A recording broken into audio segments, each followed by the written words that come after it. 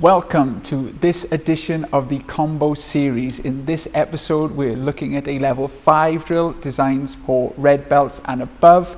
And obviously, you will need to know each of these kicks in order to put them together into a combination. So the full combination is an up chago with the same leg and an esopacro chiku, and then a beat chago.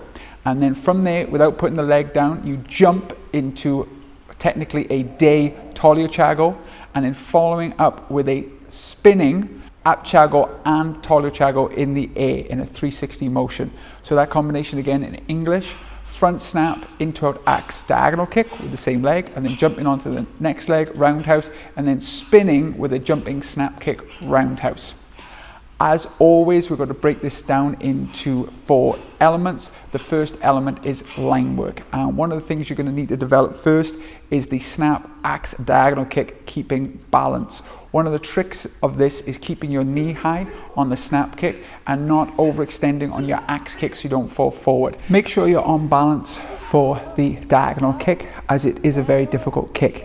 If you perform it correctly, it will help you with momentum to jump into the jump roundhouse. Now you need to make sure you're landing safely and do that a couple of times first so you can get that jump in motion going. And when those 2 elements are done, you can add on a third, which is to add the jump spinning, snap kick and roundhouse in the 360 roundhouse motion.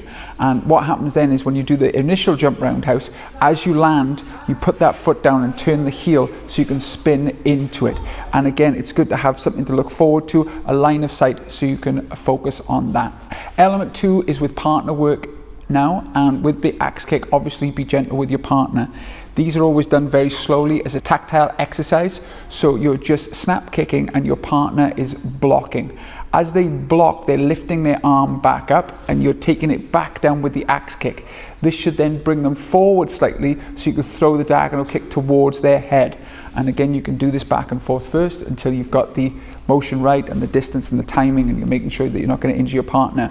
Now, carefully, you're then going to jump and do the roundhouse, and they can put their other arm up to block it, just so they are safe. And if you want to wear gloves for this so you feel more confident, that's totally fine. And then the final episode is the snap and round. The idea of this is it will be very hard for your partner to block all of the kicks because they are coming from various angles.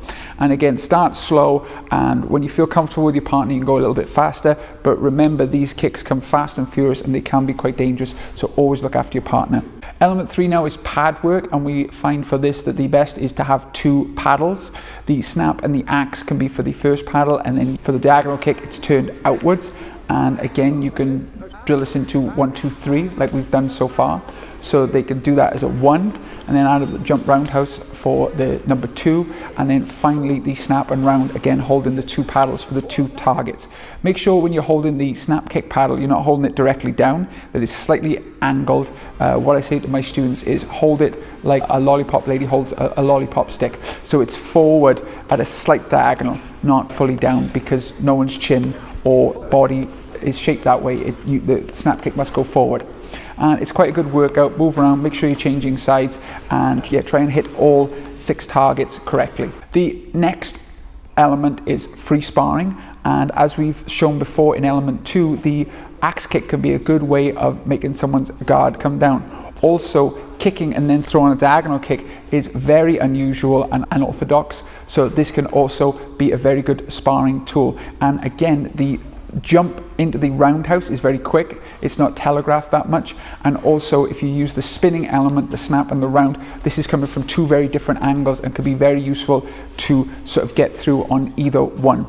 Obviously you wouldn't use this in a full combination, but the idea is now to take little bits of the combination and use them in various parts and see how they work on your partner. Thank you very much for watching. As always, this video, we're back down to level 1 next month. So if there are techniques that I haven't covered before that you'd like to be seen in a combination, please let me know. Please like and subscribe to the channel. And as always, we appreciate your support, and we will see you next time. Tang Soo.